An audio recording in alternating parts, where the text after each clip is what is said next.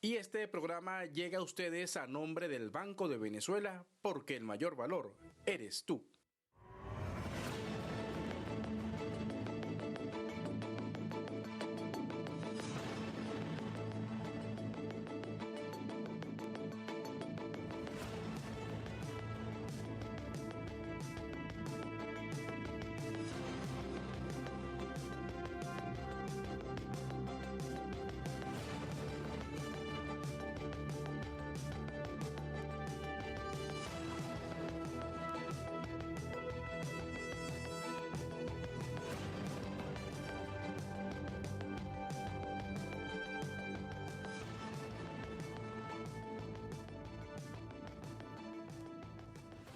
Hola, muy buenos días, ¿cómo están? Venezuela, si arrancamos con estas imágenes alusivas a lo que ha sido, bueno, la noticia del día de ayer y sin duda la noticia que, como decía el propio fiscal, tiene impacto no solo nacional, sino también en lo internacional, donde se ratifica el compromiso del Estado venezolano en la lucha contra la corrupción, con ese lema, caiga quien caiga. Veíamos imágenes de lo que fue la detención, bueno, de 3 personas, el exministro Tarek El Aissami, Simón Serpa y Samar López, por corrupción en la trama PDVSA Cripto. Buenos días, Emma. ¿Cómo está, señor Caballero? Así es, poco más de un año que se arrancó todas estas investigaciones y el día de ayer se detuvo, lo destacaba el fiscal general de la República, mostraba allí las imágenes, ya tú los mencionabas, estas 3 personas que están inmersas en esta trama de corrupción de PDVSA Cripto. El fiscal general de la República daba detalles en función a todo lo que ha sido todas estas situaciones, de qué manera lamentablemente por estos actos de corrupción se estaba perjudicando de manera directa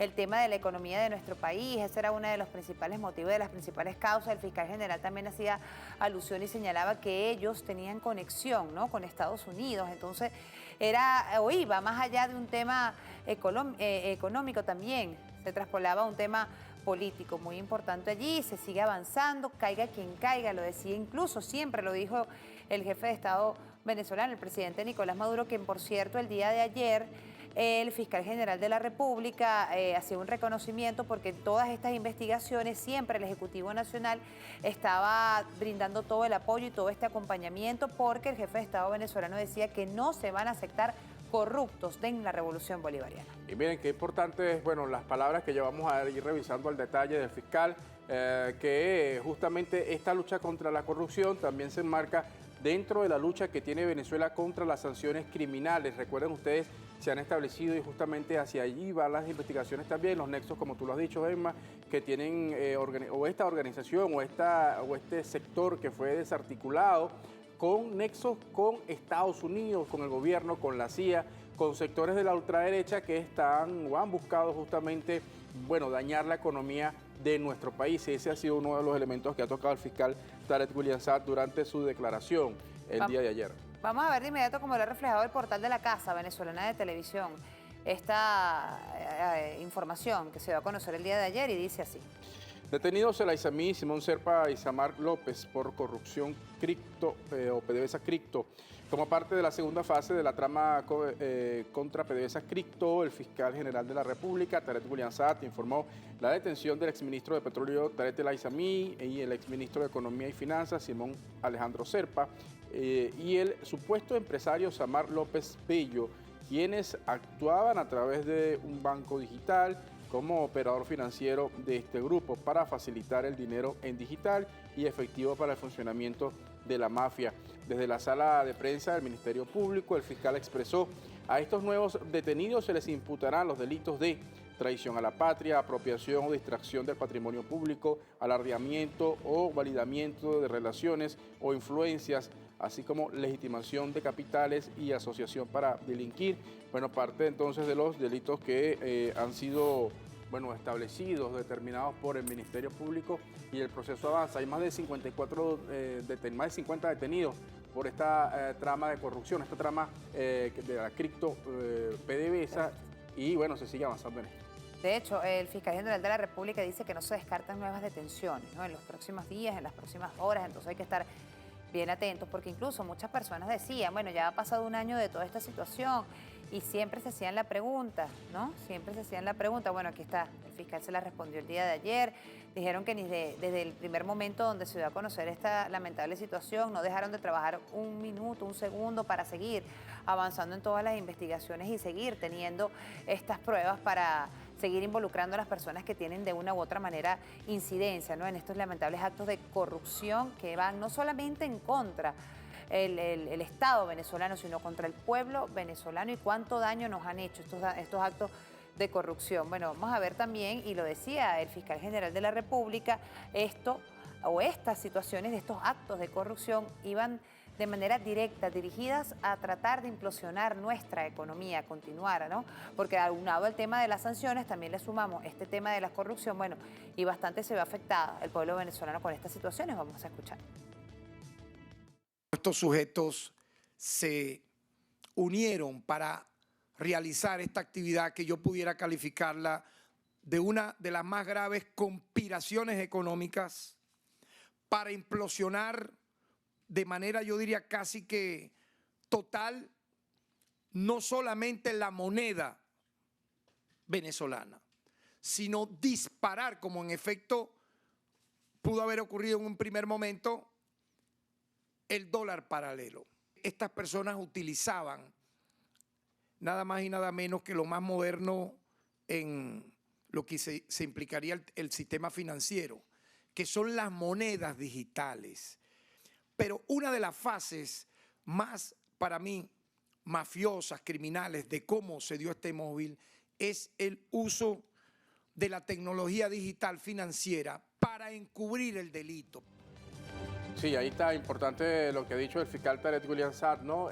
Cómo se hizo o se hacían operaciones a través de una moneda digital para implosionar la economía, afectar la economía de nuestro país. Hay elementos importantes, porque recuerden ustedes, también ha dicho el fiscal, en la investigación se va a ir determinando los bienes que tenían estas personas. Se habla, bueno, de que las investigaciones van a continuar, y es importante también revisar esa ley que fue aprobada el año pasado, de la Ley de Extinción de Dominio, que tiene justamente como objetivo recuperar los bienes que fueron adquiridos por este grupo de personas a través de transacciones ilegales o haciéndole un daño patrimonial a la República. Fíjense, recordemos que fue aprobada el pasado 4 de mayo. Esta ley tiene por objeto establecer mecanismos que permitan la identificación, localización y recuperación de estos bienes y efectos patrimoniales originados por actividades ilícitas o destinadas a estas, como bien lo acabas de decir. Y importante comentar lo que ya, bueno, se ha repasado, los nexos que existían entre estos grupos que, bueno, tenían como objetivo, era una de las estrategias a atentar contra la economía, sobre todo con el tema de la paridad cambiaria o la estabilidad del bolívar en nuestro país. Esto lo hacían en consonancia con grupos en los Estados Unidos. Esta denuncia la ha hecho el fiscal Tarek William Saab. Vamos a escucharlo. Apenas ocurrió la detención hace minutos, fuentes nuestras en Estados Unidos nos avisaron que ya sabían allá eso. Hemos desmontado la arquitectura de corrupción con investigaciones conclusivas que develan de manera triangulada cómo lo financiero económico con lo político y con lo imperial aquí se concatenó para buscar hacerle este grave daño a nuestro país. Samar López se la daba de empresario. En este momento llorando, pues, como lo que son, el crimen, el daño que le hicieron. No olvidemos de este sujeto Samar López como legitimador de capitales y como lavador de dinero. Oye, qué extraño. Le abren un juicio en Estados Unidos, lo colocan casi como que a la par de Pablo Escobar, iban por él, etcétera, y de repente ganó el juicio, le devolvieron propiedades. Lo podemos ver, Simón Serpa, vinculado también a la mafia financiera a través de fichas que tenía el AISAMI dentro de Fonden y el Ministerio de Finanzas, también ha sido detenido. El objetivo de este grupete malévolo era nada más y nada menos que acabar con la economía del país, sin importarles el daño que ya de por sí tienen las 930 medidas coercitivas unilaterales que se convierten en violaciones masivas a los derechos humanos. El Ministerio Público en las próximas horas imputarán a estos 3 detenidos los delitos de traición a la patria, apropiación o distracción del patrimonio público, alardeamiento o valimiento de relaciones o influencias y legitimación de capitales.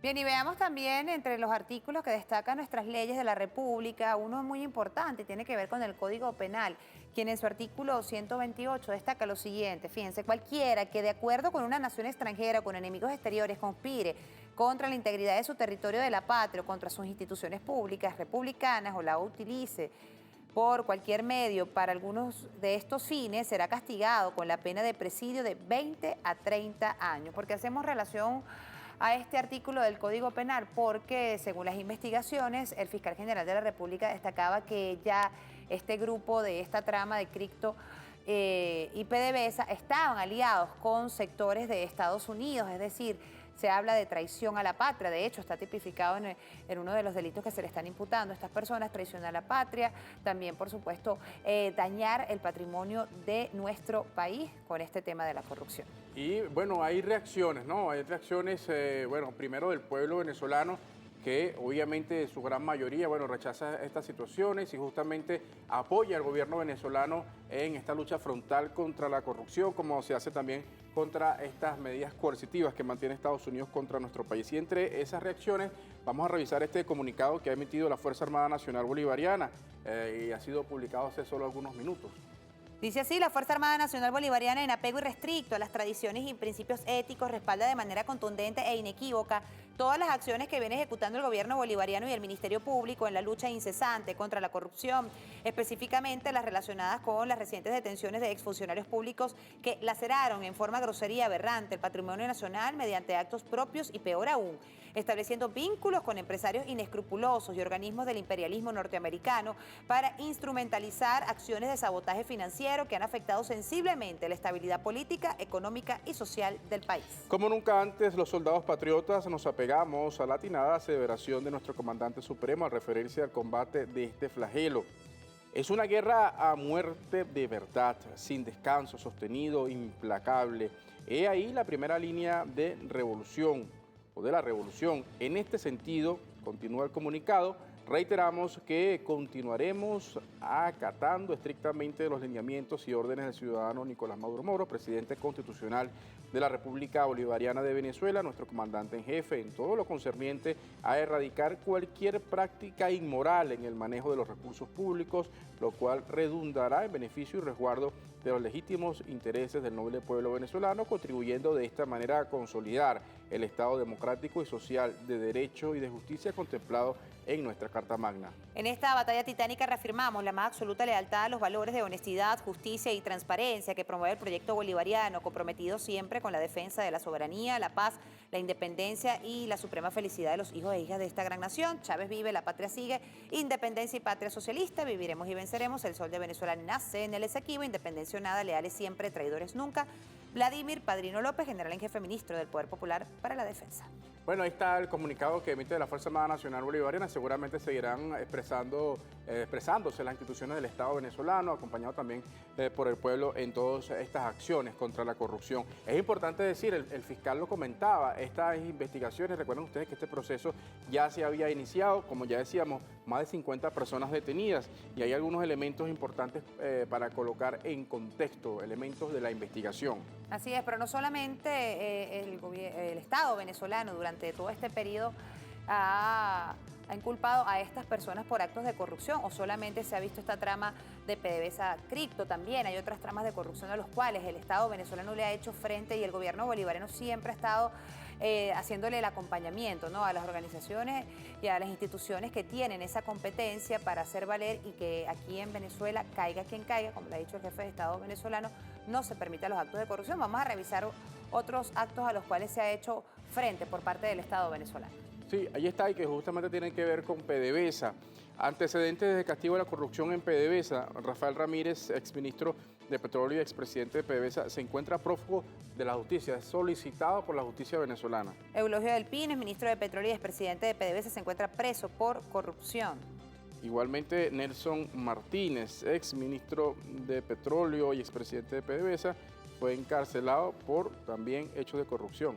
Eso por nombrar otros hechos, ¿no? Pero recordemos todos los que han estado ya, o a raíz de esta trama de PDVSA Cripto, todas las personas que en la etapa inicial ya han estado, se encuentran detenidos. 11:18 minutos de la mañana. Recordemos, muy importante, el equipo de profesionales hace referencia. El chino Recadi, ¿no? Sí, es un caso, aquel caso del chinito, del caso de Recadi, ustedes lo recordarán, eso fue, bueno, viene del gobierno de Jaime Lucinchi, ¿no? Vino después el gobierno de Carlos Andrés, fue muy sonado este caso, el caso Recadi, y es un poco importante recordarlo, se otorgaban divisas y hubo un caso de eso de corrupción relativo a unos GICES que se compraron, ahí hubo una situación irregular, y el único que pagó, o uno de los casos más sonados en la Cuarta República... ¿Pero el único? El único caso. Uno recuerda el caso Chinito Recadi, bueno, ese fue el que, como dice uno popularmente en la calle, ese fue el que pagó el pato en 40 años de la Cuarta República. La cuerda reventó por lo más delgado, dicen por ahí. En 40 años, bueno, el único preso en materia de corrupción, en 40 años fue el chino Recadi. 11:19 minutos de la mañana, amigos. Vamos a revisar también otras informaciones. Bueno, esto pique y se extiende, se sigue, decía el fiscal general el día de ayer. Próximamente se van a tener más detenciones, más anuncios en función a este tema que todavía no concluye, porque había personas que dijeron, no, bueno, ya con la detención de Tarek El Aissami ya este caso queda cerrado. No, el fiscal dice que no, eso sigue el tema de las averiguaciones, de las investigaciones, y se sigue estableciendo, ¿no?, culpabilidad a quien le compete. Sí, hay que estar muy atentos al tema informativo, ¿no? Y sobre todo la fuente oficial, porque ya también decía el fiscal, se buscó analizar esta lucha contra la corrupción. Bueno, con eso de dónde está Tarek, bueno, eso fue allí, como decía el fiscal. Yulimar se ganaba una medalla de oro, ¿dónde está Tarek? Bueno, hay acciones contundentes, como dice, a la calladita. Por cierto, el fiscal también señalaba que en todo este periodo de tiempo, o en este periodo, quiero decir, bueno, hay como exactamente testigos, creo que fue el que mencionó, que, bueno, habían sido amenazados de muerte, estando presos. Estando detenidos, sus familiares inclusive. Estas personas que estaban detenidas fueron amenazadas de muerte para que no se siguiera adelantando en el tema de la investigación. Sí. Bueno, 11:20 minutos de la mañana, amigos. Vamos a revisar también otras informaciones que son noticia a través de las redes sociales. Vamos a iniciar con la cuenta del jefe de Estado venezolano, Nicolás Maduro Moros. Sí, ahí dice, hoy, 10 de abril, es el día del lanzamiento de la gran misión Ciencia, Innovación y Tecnología para ponerla al servicio de las nuevas generaciones con el objetivo de evolucionar hacia el país potencia del futuro. Gracias al conocimiento científico del más alto nivel, estamos preparados para hacer ciencia para la vida y la paz, destaca el jefe de Estado.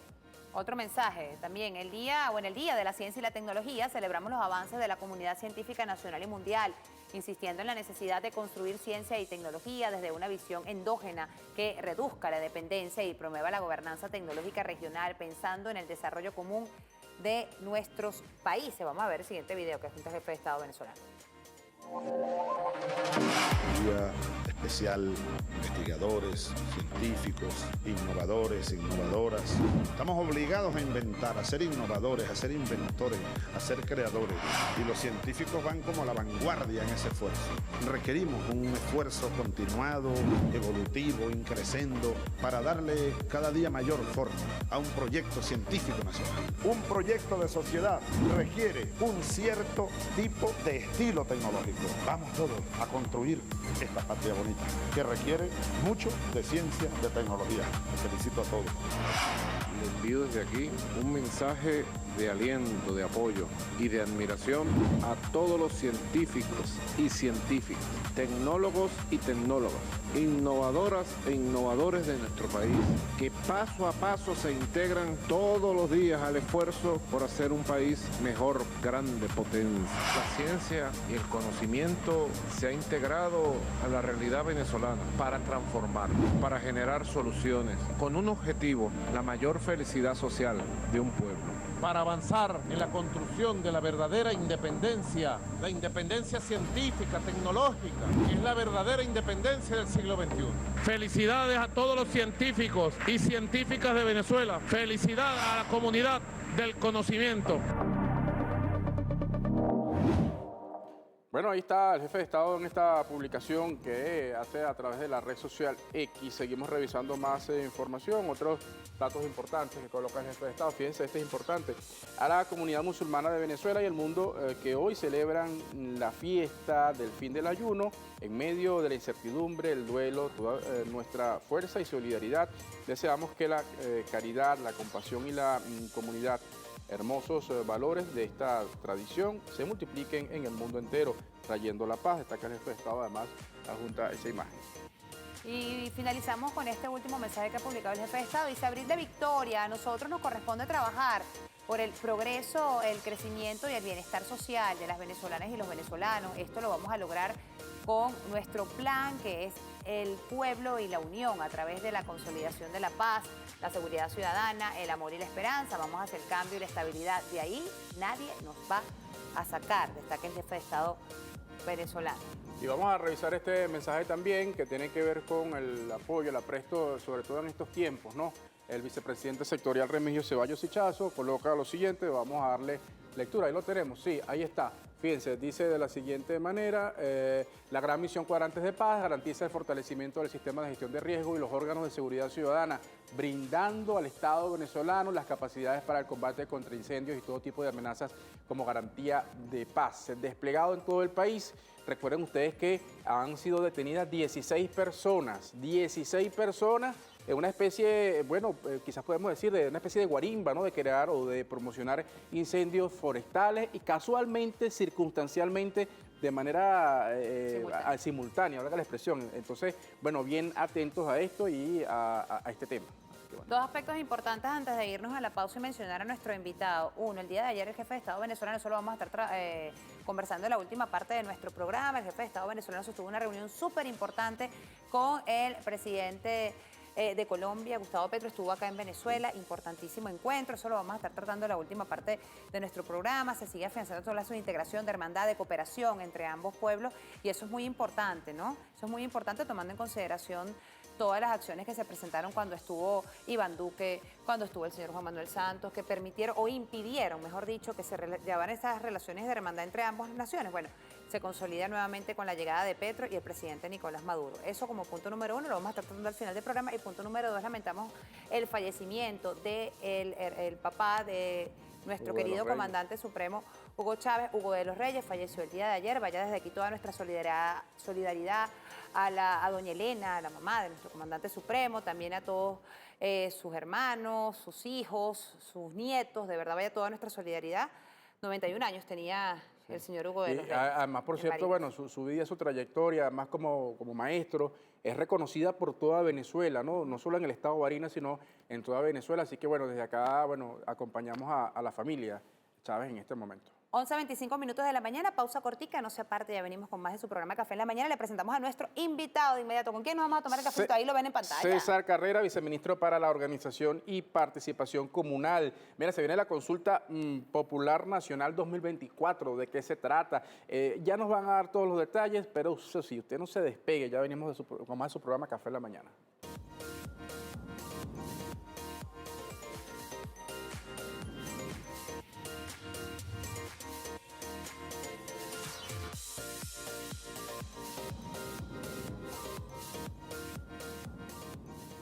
Estamos de vuelta en su programa Café en la Mañana y ya, bueno, presentábamos el tema que vamos a abordar ahora, que tiene que ver con esta consulta que se va a realizar y que está muy relacionada con el tema de las comunas y los consejos comunales. Pero para dar contexto, vamos a dar lectura inmediatamente a un mensaje que publica el jefe de Estado en torno a esto, y allí está. El 21 de abril se realizará la Consulta Popular Nacional 2024, Proyectos del Pueblo, con la participación de 4.500 circuitos comunales, ejemplo de consulta, decisión y democracia.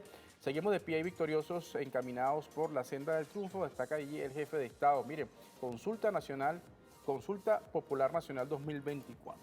Así es, y para conocer detalles sobre esta consulta ya tenemos con nosotros a César Carrera, viceministro para la Organización y Participación Comunal Social. ¿Cómo está, viceministro? Gracias por estar con nosotros. ¿En qué consiste esta consulta y de quién engloba? Sí, bueno, es bastante información, pero como ya está bastante adelantado también todo el proceso, queremos aprovechar este espacio para informar, aprovechar para invitar a todos nuestros compatriotas venezolanos para que participen el día de la consulta.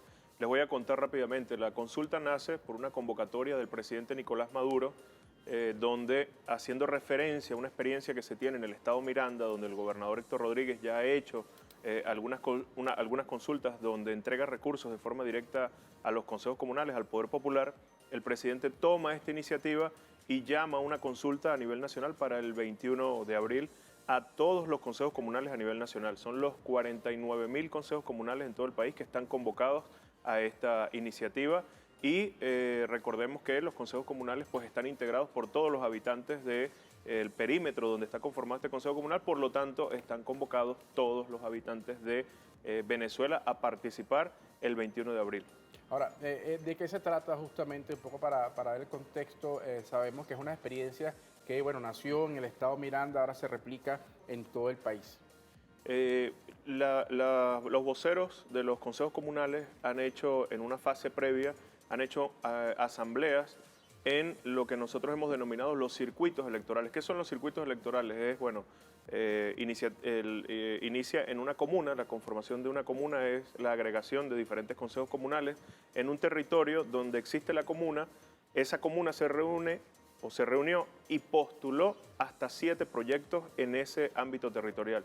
Y en los espacios donde no estaba conformada la comuna, se agregaron los consejos comunales y a esto lo denominamos circuito electoral. En estas asambleas que ya ocurrieron, se postularon 7 proyectos en cada una de ellas y son los proyectos que la gente en el momento de ir al centro de votación va a poder visualizar y votar por ellos. Un número, Emma, Michelle, tenemos 27.000 proyectos que se han postulado en todas estas asambleas. Son 4.500 circuitos electorales que se han determinado en todo el país y en esas 4.500 asambleas se postularon 27.148 proyectos y esas son las opciones por las que la gente va a poder votar este 21 de abril.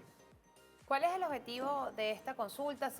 Determinar qué proyectos se van a ejecutar en la comunidad y bajo qué parámetros. Es decir, ¿cómo se postularon o cómo la comunidad dijo, mira, vamos a poner estos 7 proyectos sobre la mesa para ser consultados a la comunidad? ¿Cómo fue esa escogencia? Sí, allí nosotros tenemos ya años trabajando con el Poder Popular donde cada comunidad tiene su agenda concreta de acción. Han levantado su agenda concreta de acción. La agenda concreta de acción tiene niveles y dimensiones de quién debería ser como el responsable, según el rol y la dimensión de lo que puede abarcar cada nivel de gobierno. Recordemos que en nuestro país existen 4 niveles de gobierno: el gobierno nacional, el gobierno regional, gobierno municipal y el gobierno local, que es el gobierno comunal.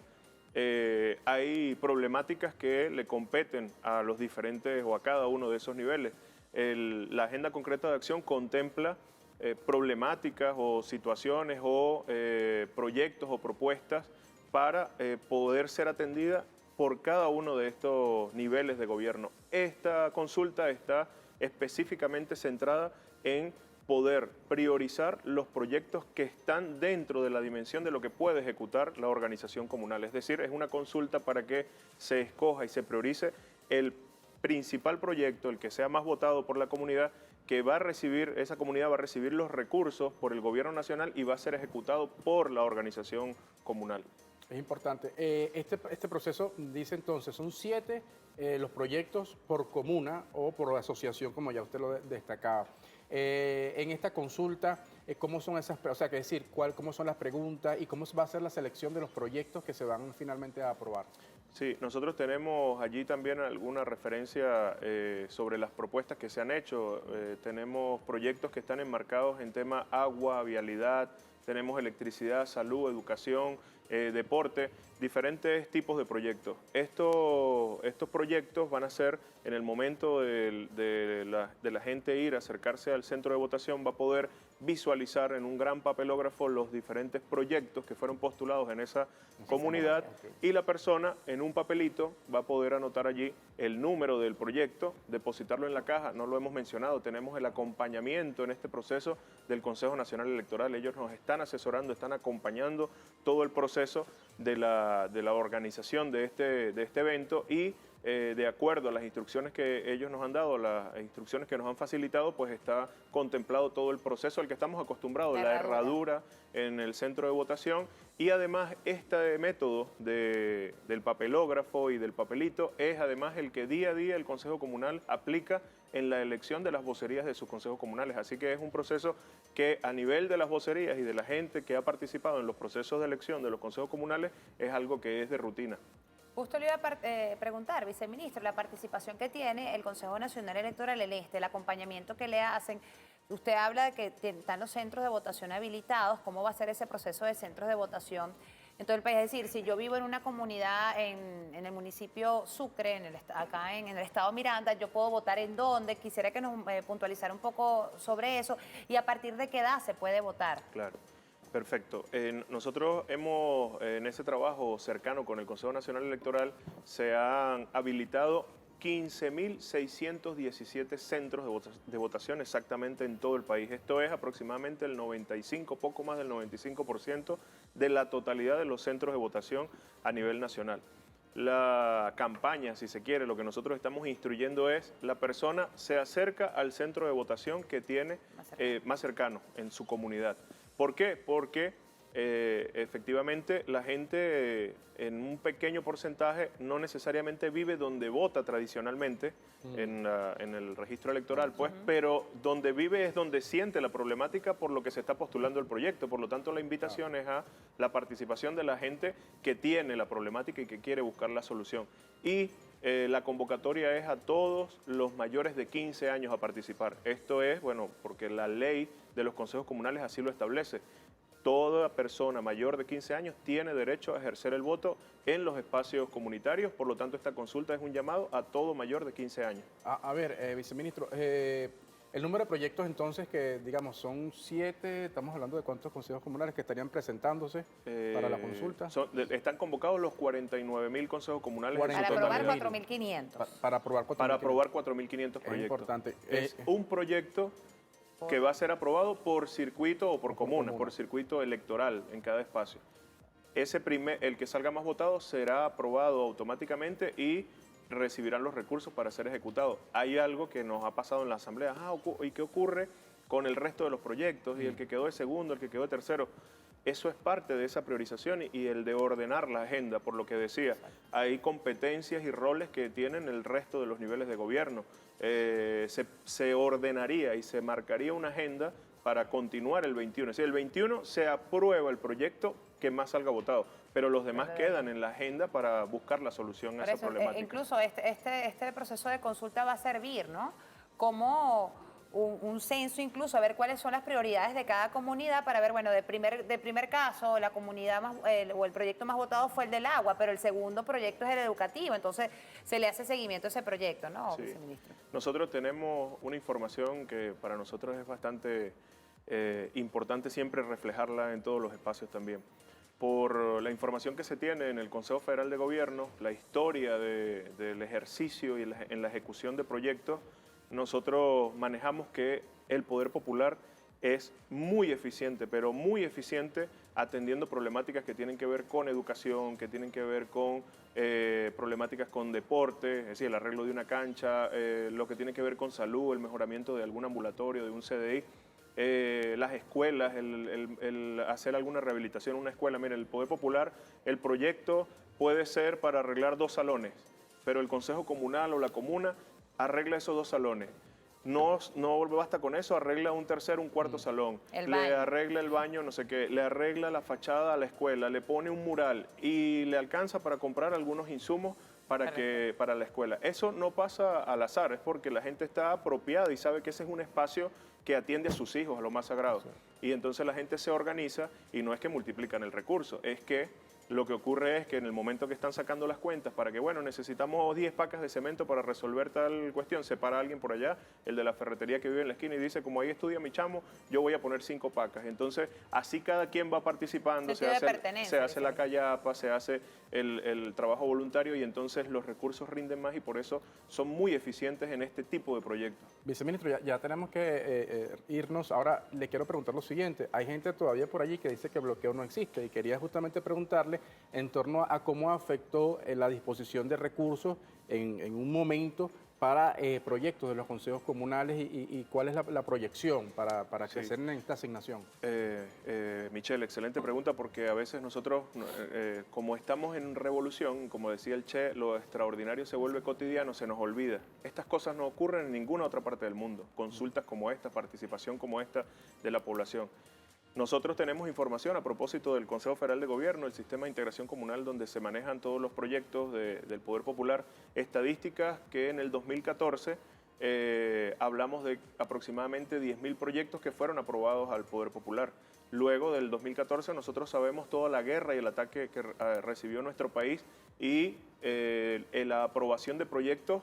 Nosotros, cuando hacemos un análisis en las gráficas, vemos cómo el número de proyectos que se pudieron aprobar en el resto de los años fue mucho menor. En el 2019 tocamos menos de 500 proyectos, o poco más de 500 proyectos lo que se pudieron postular. Es decir, pudieron aprobar de 10.000 a menos de 500 proyectos. Eso habla justamente de que las sanciones no eran como algunos querían hacerlas ver, que eran solamente para el presidente o para los funcionarios. No, atacó directamente a la organización popular, melló y golpeó también a la organización popular, porque era la imposibilidad de apoyarlos. En el 2019 empezamos a remontar la cuesta, todos sabemos, comenzamos en esta época de resurgimiento, de algunas mejoras, y el presidente ha enfocado con mucha fuerza el potenciar el apoyo al Poder Popular, y por eso esta consulta, la convocatoria a la consulta, donde se van a aprobar 4.500 proyectos. Viceministro, le pregunto, ocurre esta consulta el próximo 21 de abril, se tiene ya determinado y se aprueban estos 4.500 proyectos. ¿Cuál es el paso a seguir? O sea, ¿cómo se bajan los recursos? ¿Tienen algún tiempo estipulado? ¿Cuál hacer eso? Porque la gente se pregunta, ya tengo el proyecto, ¿y ahora qué hago? Sí, los proyectos son, como lo decíamos hace un rato, una dimensión que es atendida por el Poder Popular. Nosotros sabemos que ese tipo de proyectos son ejecutables en 1 mes, 2 meses, máximo 3 meses. Y el procedimiento administrativo también, el Consejo Comunal con su figura jurídica, con su banco, con su cuenta bancaria, ellos ya manejan las formas y los mecanismos que se tienen y que se implementan a través del Consejo Federal de Gobierno, el Ministerio de Comunas, y por allí será el mecanismo para la transferencia de los recursos. Ahora, eso es muy rápido. Administrativamente podemos estar hablando de 1 semana, 15 días máximo, deberían tener el recurso los proyectos que sean los que resulten más votados en este proceso de consulta. Bueno, viceministro, bien importante la información, así que ya saben, este próximo 21. 24 es tu cumpleaños. 23. Mira, ya viene el cumpleaños de Egna. El 23. La consulta es importante, ¿no? Pasar la lista, de estos proyectos. Sí, voy a hacer una consulta popular de los regalos. Bueno, si usted lo dice, señorita. Mira, muy bien. Atento entonces a la información. Este 21 de abril, esta consulta pública nacional, proyectos que se presentan, son 7 proyectos por comuna, y bueno, va a ser seleccionado uno en estos casos, y bueno, son más de 4.000 o son 4.500 que van a estar ya financiados en cada una de esas comunidades. Muchísimas gracias, viceministro, por habernos acompañado. César Carrera, viceministro para la Organización y Participación Comunal Social, sin duda alguna, rumbo al Estado comunal. Siempre se le da importancia y relevancia allí al Poder Popular organizado. Como lo decía el viceministro, mira, ¿quién maneja mejor los recursos? El propio pueblo, que sabe sus necesidades y sus prioridades. ¿Con quién nos vamos a tomar un cafecito a la vuelta, señor Caballero? Vamos a hablar del tema, esta relación tan importante entre Venezuela y Colombia. ¿Qué está pasando justamente? ¿Qué ocurrió ayer? Fue importante lo que ocurrió, esta reunión entre los presidentes Petro y el presidente de la República Bolivariana de Venezuela, el presidente Nicolás Maduro. Vamos a la pausa, a la vuelta con María Barreto, analista político. Vamos a abordar ese tema y otros también de interés regional. Pausa. Con Pago Móvil BDB QR del Banco de Venezuela, tus pagos son al instante. Abre BDB app, escanea el QR y coloca el monto. Así de fácil puedes pagar en comercios, tiendas y restaurantes, porque para el BDB el mayor valor eres tú.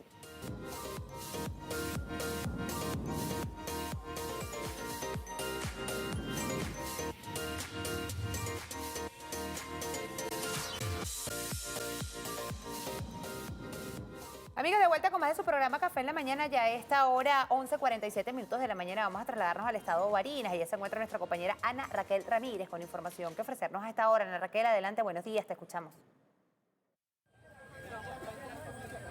Establecemos este contacto informativo desde la Casa del Alba Cultural de Venezuela, ubicada frente a la Plaza Bolívar de la ciudad de Barinas, donde tiene lugar la capilla ardiente de los restos mortales del maestro Hugo de los Reyes Chávez, quien falleció este martes 9 de abril en horas de la tarde a sus 91 años de edad, hijo de la siempre recordada Rosa Inés y padre del comandante Hugo Chávez. Familiares, amigos, pueblo en general, así como autoridades civiles y militares nacionales y regionales, le dan su último adiós al Roble de Sabaneta, como era conocido en la entidad. Fue gobernador en 3 ocasiones desde 1998 hasta el 2008, cuando fue sucedido por sus hijos Adán Coromoto Chávez Frías y posteriormente por Argenis de Jesús Chávez Frías. Nacido el 6 de enero de 1932 en Sabaneta, jurisdicción para la época del distrito obispos, Hugo de los Reyes Chávez estuvo casado con doña Elena Frías, con quien procreó 7 hijos varones: Adán, Hugo, Narciso, Adelis, Argenis, Aníbal y Enzo. A pesar de su avanzada edad, el maestro Hugo de los Reyes Chávez se encontraba activo en las actividades políticas defendiendo el ideario bolivariano y socialista. 3 días de duelo no laborable decretó la alcaldía del municipio Barinas tras el fallecimiento del maestro Chávez. Se conoció que el sepelio será llevado a cabo el día de mañana en el cementerio Virgen del Real, ubicado en la jurisdicción capital de la entidad llanera.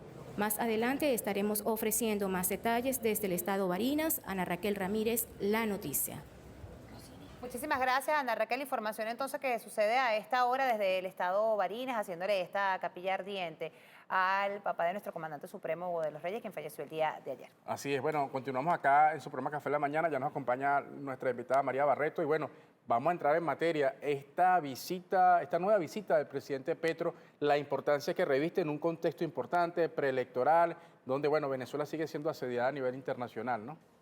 Correcto, una visita que se da además días después de un pronunciamiento muy equivocado de parte de la Cancillería de Colombia en torno a las elecciones, y entonces sirvió esta reunión entre el presidente Gustavo Petro y el presidente Nicolás Maduro para aclarar ese punto, pero además se reactivaron las conversaciones sobre temas tan importantes como el energético, y se reafirmaron varios acuerdos en política internacional que son estratégicos. ¿Y son estratégicos por qué?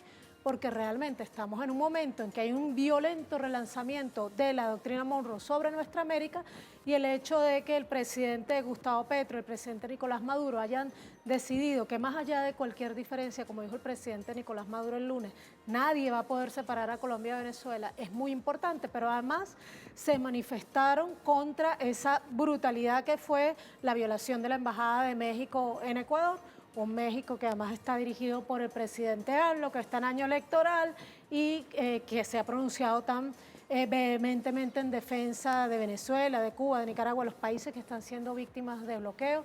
Y también, por supuesto, se manifestaron en torno a la situación en Haití, que es otra situación muy álgida en nuestra América, y por supuesto en torno a Palestina. Entonces, este pronunciamiento conjunto entre dos presidentes de naciones hermanas, pero que además somos países tan importantes en el conjunto de nuestra América, pues creo que es, por supuesto, un pronunciamiento estratégico para la región. Otro punto importante al cual ellos hicieron referencia, lo decía ayer el jefe de Estado, el presidente Nicolás Maduro, el tema que ellos tocaron, el tema de la paz en la región, que es muy importante, tomando en consideración, como hemos visto el caso, por ejemplo, de esta incursión por parte de la policía de Ecuador a la Embajada de México. Estamos viendo la presencia del Comando Sur en Argentina, estamos viendo cómo están actuando en diferentes naciones para tratar, ¿no?, de crear un clima de inestabilidad en la región, y ellos hablaron y fueron insistentes los dos en decir que lo que se busca o lo que se quiere es mantener la paz en la región. Exactamente, a eso me refería en la primera parte. Evidentemente es muy importante el compromiso conjunto en torno a que nuestra América sea zona de paz, cuando por el contrario vemos unas giras del Departamento de Estado, del Comando Sur, azuzando conflictos, bien sea en Argentina o en cualquier otro de sus países aliados. Pero además, en Guyana, por supuesto. Pero además se destacó el papel tan importante que ha tenido, que tiene y que tendrá Venezuela en la paz de Colombia, porque el primer punto de ese comunicado conjunto tiene que ver con los diálogos que sostiene el gobierno de Gustavo Petro con la insurgencia del Ejército de Liberación Nacional, ciclo que está ahorita en este momento como en crisis, y se ha llamado a los países garantes, entre ellos a Venezuela, y también con el Estado Mayor Central de la FARC. Entonces se destacó también el papel de Venezuela para la paz regional, pero también en particular para la paz de Colombia, que bueno, también es la paz regional, por supuesto. ¿Por qué es tan importante esa relación y que haya habido ese contacto directo luego de ese pronunciamiento de la Cancillería? ¿Por qué es importante en este momento, previo a una elección y previo a lo que usted dice, que es tratar de reimponer esa agenda Monroe aquí en esta zona? Porque ese pronunciamiento y esta imagen que se ha querido crear sobre las elecciones en Venezuela es un relato sostenido por las grandes corporaciones mediáticas para hacer mella en la unidad de nuestra América.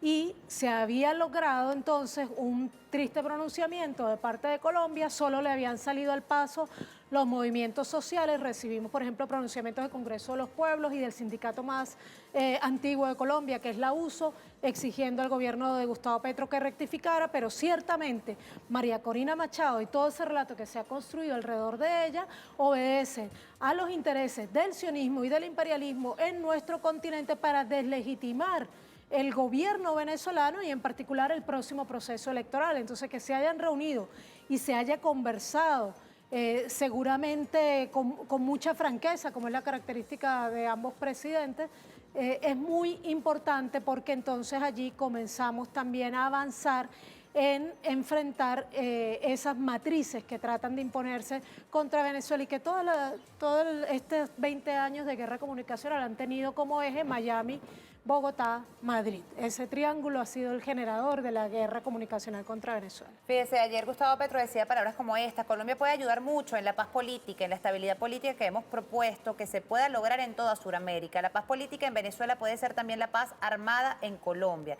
En eso hay terreno por construir rápido y urgente. Es decir, y el presidente Petro está claro que la paz política en Venezuela va a garantizar o va a contribuir con la paz armada en Colombia. Entonces estamos hablando del tema de los países de Sudamérica todos unidos para evitar que se cree acá un estado de inestabilidad, ¿no?, en la región política. Por supuesto, una inestabilidad en Venezuela. El hecho de que pudieran lograr, por ejemplo, restablecer ahora una guarimba y generar otra vez ese estado de violencia y zozobra que ya nos generaron en el 2017, 2014, 2007, 2004, etcétera, redundaría en un retroceso político para la paz de Colombia. La estabilidad en la región de nuestra América, por supuesto que depende mucho de la estabilidad del proceso venezolano, que en este momento además es la principal barricada contra las intenciones imperialistas colocada, digamos, al norte de este sur de cara al Caribe. ¿Usted cree que después de esta reunión el gobierno colombiano cambie su manera de pensar en función a lo que dijo en su momento la Cancillería de nuestras elecciones? ¿Cree que ya sea otra visión? Lo que sucede es que el pacto histórico es una amalgama de fuerzas, donde hay gran diversidad de pensamientos. Creo que ahí lo más importante es que hayan hablado directamente el presidente Nicolás Maduro y el presidente Gustavo Petro, porque puede que otra cosa, por ejemplo, esté pensando el nuevo canciller encargado, que es Murillo, que además viene de ser trabajador de la USAID durante muchos años. Otra cosa puede ser lo que piensen otros sectores dentro del pacto histórico que incluso se identifican más con la derecha tradicional colombiana, etcétera. Entonces ahí lo que sí es muy importante es que la reflexión, la del presidente Gustavo Petro, y que se dé cuenta que María Corina Machado no es el Gustavo Petro inhabilitado como alcalde de Bogotá. Por cierto, por aquí dice que Petro anuncia que se reunirá con sectores de oposición venezolana. Esperemos que entonces haya quedado, bueno, ¿Está informado, no? Bueno, si eso lo anuncia, debe ser algo autorizado por el presidente Nicolás Maduro. Si es real, no y que además en Venezuela leído. son 12 candidatos de oposición, es decir, Sí, ¿a cuáles sectores se derrumba esa narrativa? De las oposiciones. Bueno, María Fernanda, muchísimas gracias por habernos acompañado. María Fernanda Barreto, analista político, entonces dando cuenta de esos pasos y esos avances que se sigue teniendo en las relaciones entre Venezuela y Colombia. La presencia aquí del presidente Petro es muy importante, porque como dice nuestra invitada, bueno, se abre allí ese abanico de ver la verdad de Venezuela, pero bueno, contada por el propio presidente, bueno, y que él mismo pueda verla. Pues. Así nos es. despedimos. Bueno, nos despedimos. Cuídense mucho, nos vemos mañana pendientes de la información. Siempre con una sonrisa, el que obra bien le va bien. Será hasta mañana. Pasen todos una feliz tarde. El programa llega a ustedes gracias al Banco de Venezuela, porque el mayor valor eres tú.